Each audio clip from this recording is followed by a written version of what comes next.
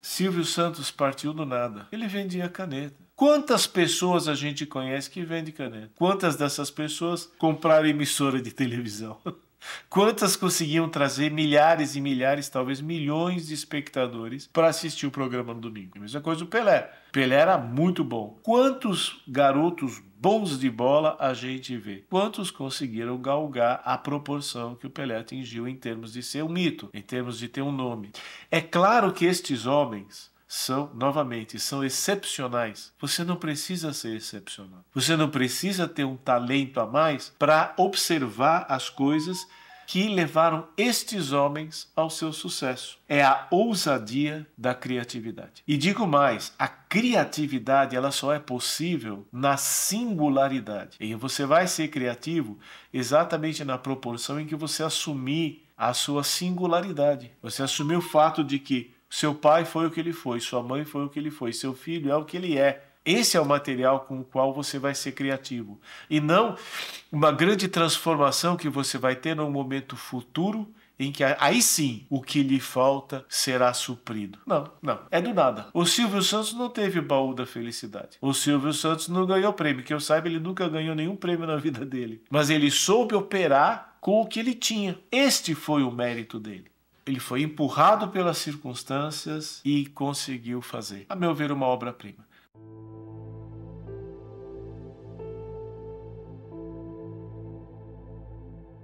Olá, tudo bem? Muito obrigado pela sua presença mais uma vez conosco aqui no nosso canal. E antes da gente entrar no assunto propriamente dito, eu pediria que você desse um like, você compartilhasse e ao final comentasse eventualmente. Mas desde já, dando um like para trazer relevância e com isso colaborar para a gente poder manter essa estrutura e continuar trazendo material de qualidade e aprimorar esse material para vocês. Tá bom? Muito obrigado. E hoje nós vamos conversar um pouquinho sobre uma pessoa, alguém que de fato não há como não dizer que revolucionou a televisão brasileira. Foi um dos atores sociais mais importantes, não ator dramático, ator social, mais importantes que nós tivemos na consolidação da nossa televisão tal como a gente conhece. Aí você vai dizer assim, bom, mas ok, a televisão já é uma coisa aí, tá um pouco, né, já tem outras mídias concorrendo com a televisão. Tem, mas todas elas beberam de duas fontes, beberam do rádio e beberam da televisão. Realmente, quando surgiu o rádio e por extensão surgiu a televisão, houve uma transformação, houve uma renovação da linguagem. E nós aqui, canais de YouTube e outras iniciativas, somos uma coisa diferente? Somos, mas nós bebemos, sim, da televisão. E ele foi um dos caras mais importantes, que é o Senhor Abravanel, né? Popularmente conhecido como Silvio Santos. Tem muito material sendo publicado sobre ele. Foi interessante perceber que aos 93 anos de idade, ele acabou se revelando tão relevante, porque ele andava relativamente esquecido, pelo menos em relação àquilo que eu conheci na minha infância. Na minha infância, ele teve uma parte muito importante, o programa dominical do Silvio Santos. Ou era uma corrida de Fórmula 1, às vezes ele interrompia a programação para passar a transmissão da corrida de Fórmula 1, que na época corria Emerson Fittipaldi, corria Jack Ickx, corria Ronnie Peterson, né? E o Silvio Santos. Então, o que nós tínhamos? Nós vamos falar hoje dele respeitando o pedido familiar, que foi de não aproveitar-se do passamento dele. Nós estamos homenageando o passamento dele e trazendo um legado para a posteridade de coisas que o Silvio Santos fez e que podem servir de proveito para as nossas vidas pessoais. Por quê? Porque o Silvio Santos foi um homem de talento, inteligência e de um empreendedorismo incomuns. Sem qualquer insulto, nós podemos dizer aqui que ele tinha uma personalidade com características absolutamente excepcionais, como foi Pelé.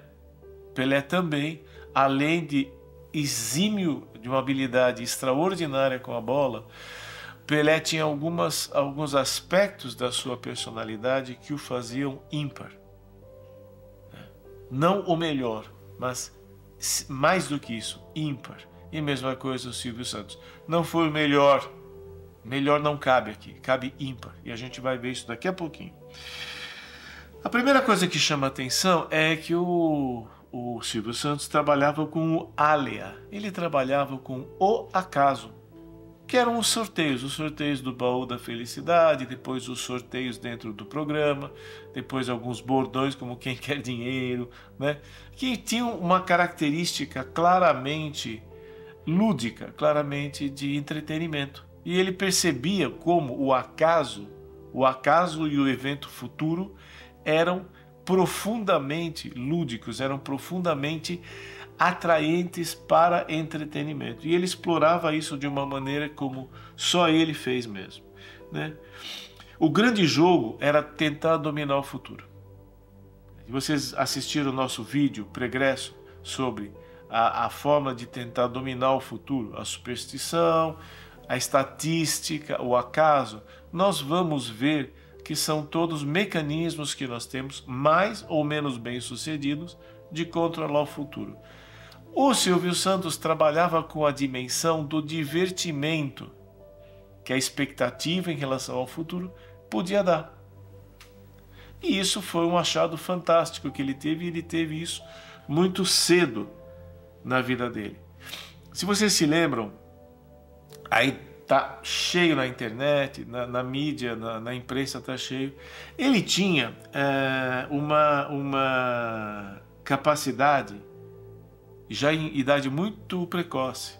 Ele tinha uma barca no Rio de Janeiro, e ele percebeu o potencial que havia naquela barca. Ele arrumou um microfone, arrumou um amplificadorzinho, e você comprava um refrigerante, alguma coisa na barca, e você ganhava você concorria a um pequeno presente. Aí falava que era um quadro ou alguma outra coisa.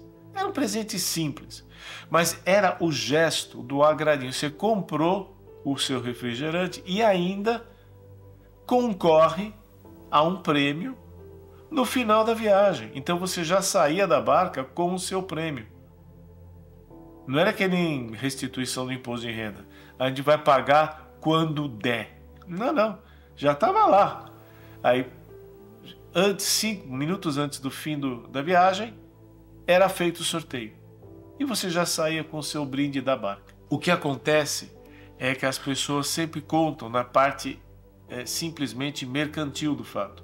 Ele ia ter que dar um brinde em cada viagem. Mas calcula o que ele ganhou com a venda dos refrigerantes e o quanto isso pode estimular a pessoa a comprar o refrigerante para participar do sorteio. Essa dimensão do divertimento, só um levava o brinde, mas todos participavam da brincadeira. Era que nem lá na minha escola, que a gente tinha o bolão do fim de semana. Era o seguinte, cada um botava lá 5, 10 reais, na época era cruzeiro, cruzado, eu nem sei calcular mais. Mas enfim, hoje em dia seria o equivalente de 10 reais cada um, né? Dava uns 400, 450 reais no final. Daí, no final, cada um dava os 10 reais e entrava no bolão. Aí no final ficava lá com os... Claro que é ilegal, mas éramos todos menores de idade, então inimputabilidade para nós. Mas enfim, o Silvio Santos percebia esse caráter divertido de tentar participar de um sorteio e tudo. Ele lembra muito, né? Também uma outra coisa, tinha um laboratório aqui em São Paulo, laboratório clínico, ele foi comprado e mudou de nome e tudo, mas ele tinha a seguinte filosofia: criança, quando ia lá colher exame, ganhava um brindezinho, um presentinho. E eu me lembro de um aviãozinho, mas aquilo, mas era bacana de ganhar no final. Eu lembro que eu ganhei umas 2 vezes. E um deles eu guardei até a minha adolescência, quase idade adulta jovem. E um dia abrindo lá, eu achei, olha, o aviãozinho que eu ganhava lá do... Meu, que avião feio. Que porcaria de presente era aquilo. Mas ele tinha a hélicezinha na asa, assim, que girava quando você batia.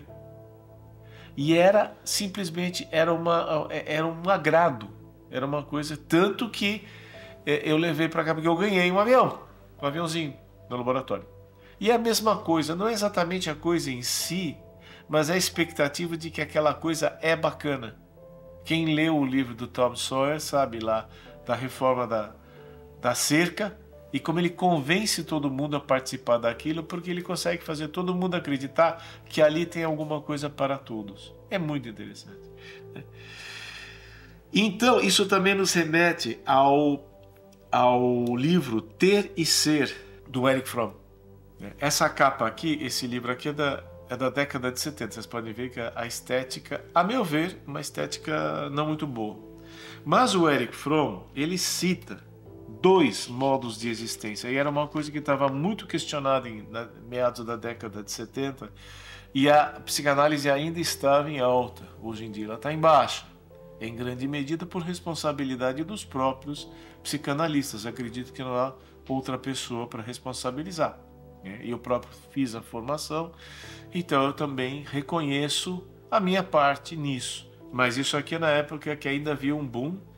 E o Erich Fromm, ele elenca 2 ou 3 coisas para explicar o fracasso da grande promessa que foi a Revolução Industrial. Hoje em dia nós estamos questionando o que não pode ter dado certo com as iniciativas socialistas.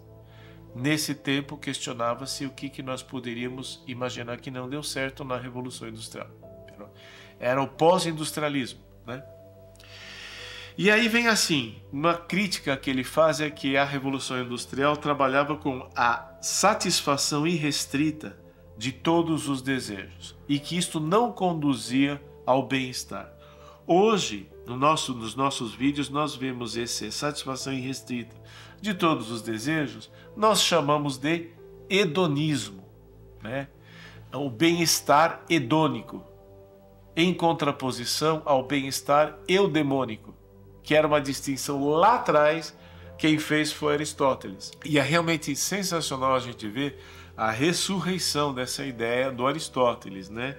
O bem-estar como uma construção eudemônica, ou seja, de um espírito muito bem estabelecido. Esta era a ideia a satisfação dos desejos, era muito mais assim, o afã por aquilo que poderia ser acrescentado a mim.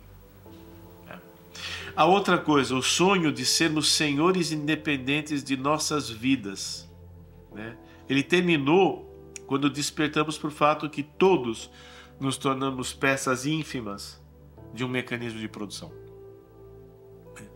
E depois, o progresso econômico, daí ele fala um pouco das nações ricas, das nações pobres, e hoje nós vivemos uma época em que a ideia da nação está sendo bastante combatida, né? Então, o que aconteceu é que o Erich Fromm fala, na verdade, na época dele, e com a linguagem que ele tinha acessível no momento, ele falava de uma revisão do que estava acontecendo. Qual é o mérito do Erich Fromm e que nós trazemos aqui, que tem a ver com o nosso esforço? Exatamente, o Erich Fromm se esforçou em aproximar e divulsionar o pensamento chinês, ou o pensamento oriental por extensão, o japonês, o indiano, as bases filosóficas desse pensamento ocidental. Ou seja, ele procurava despertar, porque havia um interesse no orientalismo, ele procura despertar o fato, veja bem, nós no Ocidente também tivemos pensamentos nessa direção, que é o que nós trazemos em relação ao mindfulness, né? O mindfulness, a atenção plena, você tem técnicas e cultivos que são específicos do Oriente. Mas as premissas e muitos dos insights que o mindfulness traz, o mundo ocidental também teve. Então é muito importante exatamente para a gente entender que o mindfulness é um desenvolvimento subjetivo muito mais do que aplicação de técnicas ou de conhecimentos que vieram de fora. Estão a mais, estão em combate com o pensamento ocidental. Erich Fromm tinha isso muito claro. E aí nós temos um outro cara que também é o François Julian. François Joyen é um francês, ele é da Universidade de Paris 7. E ele faz algo que eu, sinceramente, não gosto. Ele se diz sinólogo. Ele se diz especialista, expert em China. Bom, a única forma dele poder sobreviver nessa posição é supor que ele é o porta-voz do pensamento chinês para o pensamento europeu. Porque, de resto, se eu quero manjar de China, eu vou falar com chinês. Eu vou falar com os meus amigos que vieram de Taiwan, ou os meus amigos cuja família é originária do continente. Eu não vou querer perguntar para um francês. Mas ele tem um grande mérito, um grande uso para nós, porque ele traz essa aproximação também como Erich Fromm e também como o canal Veredas Treinamento, traz esse esforço de aproximação do pensamento oriental para o pensamento ocidental. Para o que, senhores? Para dar mais inteligibilidade e menos superstição mítica para o que nós fazemos no Mindfulness. E esse livro aqui trata exatamente da eficácia, o Tratado da Eficácia. Quem tiver oportunidade, vale a pena como uma leitura para quem tem um interesse específico, porque é um mestre francês, e você sabe que o francês prima pela profundidade e muitas vezes ele envereda para o insólito, com todo respeito, né? Mas às vezes ele se torna muito pouco compreensível para o leitor imediato, para o leitor que acabou de chegar. Então, ele fala de várias coisas. Ele fala assim, que pelo que você lê do Joyen, você percebe que o Silvio Santos, voltando a ele, foi a tática de operar em direção ao efeito sem a intenção do efeito. O que mais chama a atenção no Silvio Santos é a eficácia do que ele fazia. Ele conseguia distrair, entreter e informar em alguma medida a partir de praticamente nada. E com pessoas que tinham pouca aquisição intelectual, que não é obrigatório, né?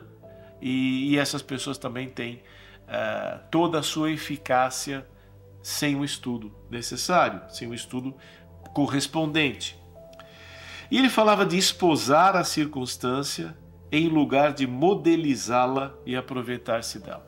Então, esposar a circunstância, aproveitar-se da circunstância sem modelizá-la, que a gente pode traduzir de maneira muito primária, muito simples, assim: entre de cabeça aberta, entre com a mente aberta. Silvio Santos, no exemplo da barca, no exemplo do baú da felicidade, quando ele sorteava alguém, falava assim: você está em dia com as mensalidades do baú? Não, não estou. Ele falava: que pena, não ganhou o prêmio. Mas a pessoa recebia uma gratificação, a pessoa recebia alguma coisa, não saiu de graça, né? Não saiu passando fome vendo os outros comerem, recebeu uma coisa menor, mas a intenção era sempre de distrair e de brincar com a possibilidade. Aí, está em dia com as mensalidades do carnê do baú? Na época era carnê, né? Ganhou! Né? Ia fazer aquela festa ali e tal. E era uma coisa bacana de assistir, era uma coisa bacana de ver. Nessas duas eventualidades, a eficácia veio. Não havia um modelo, não existia um baú da felicidade antes. Existiu, mas nunca algo que foi elevado à estatura que teve. Não teve anterioridade direta, foi 100% criatividade. Silvio Santos, com todo respeito à imagem dele, falando isso com o máximo de respeito, Silvio Santos partiu do nada. Ele vendia caneta. Quantas pessoas a gente conhece que vende caneta? Quantas dessas pessoas compraram emissora de televisão? Quantas conseguiam trazer milhares e milhares, talvez milhões de espectadores para assistir o programa no domingo? A mesma coisa do Pelé. Pelé era muito bom. Quantos garotos bons de bola a gente vê? Quantos conseguiram galgar a proporção que o Pelé atingiu em termos de ser um mito, em termos de ter um nome? É claro que estes homens são excepcionais. Você não precisa ser excepcional. Você não precisa ter um talento a mais para observar as coisas que levaram estes homens ao seu sucesso. É a ousadia da criatividade. E digo mais, a criatividade ela só é possível na singularidade. E você vai ser criativo exatamente na proporção em que você assumir a sua singularidade. Você assumir o fato de que seu pai foi o que ele foi, sua mãe foi o que ele foi, seu filho é o que ele é. Esse é o material com o qual você vai ser criativo. E não uma grande transformação que você vai ter num momento futuro em que aí sim o que lhe falta será suprido. Não, não. É do nada. O Silvio Santos não teve baú da felicidade. O Silvio Santos não ganhou prêmio. Que eu saiba, ele nunca ganhou nenhum prêmio na vida dele. Mas ele soube operar com o que ele tinha. Este foi o mérito dele. Esse foi o mérito dele. Só é possível sentir-se realizado quando estou cavalgando, quando estou navegando a criatividade. Esse é o segredo. Independente das aquisições materiais que ele teve, ele foi, você vê as coisas que ele diz, você vê que ele foi um homem realizado. Foi um homem realizado por quê? Ele se sentiu, ele percebeu, ele sempre cavalgou, ele sempre navegou na própria criatividade. Não tinha coach, não teve curso, estudou pouco, assumidamente estudou pouco. Ele é como os três patetas, o Champ, o Larry e o Moe. O Moe, que era praticamente o empresário, ele falava, não, Moe não gostava de estudar. Ele foi trabalhar cedo. Silvio Santos não era bom aluno, ele foi trabalhar cedo. Qual que é? Era necessidade. Houve tempo em que estudar era luxo. Hoje em dia, você tem pessoas estudando, aí você tem cursos sendo oferecidos que fazem pensar duas vezes. Antigamente, para você trabalhar, você precisava parar de estudar. É verdade, é verdade. Então, ele foi empurrado pelas circunstâncias e conseguiu fazer, a meu ver, uma obra-prima. Você não precisa comprar uma emissora, nem precisa se tornar um milionário, nem morar na Flórida, mas você pode começar a ter a ousadia da criatividade, entender que você é único, inclua-se aí tudo que você chama de defeito e comece a operar com o que você tem. Normalmente o que você tem é suficiente para levar você a uma experiência de gratificação na vida. Eu acho que essa é a grande lição que o Silvio Santos trouxe. É praticamente a única coisa nele que eu descaradamente admiro e também procuro cultivar na minha vida. Apesar de ser uma pessoa totalmente diferente, por que não dizer incomparável em relação a Silvio Santos e vice-versa. A ele, portanto, meu obrigado, minha gratidão e a gratidão do nosso canal pela inspiração que a criatividade dele pôde ser para o nosso trabalho aqui. Muito obrigado. Se você nos assistiu até aqui, por favor, não esqueça que você pode colaborar com a gente na nossa chave Pix para ajudar a melhorar a qualidade do nosso trabalho e aquilo que a gente oferece para vocês. Obrigado, até a próxima.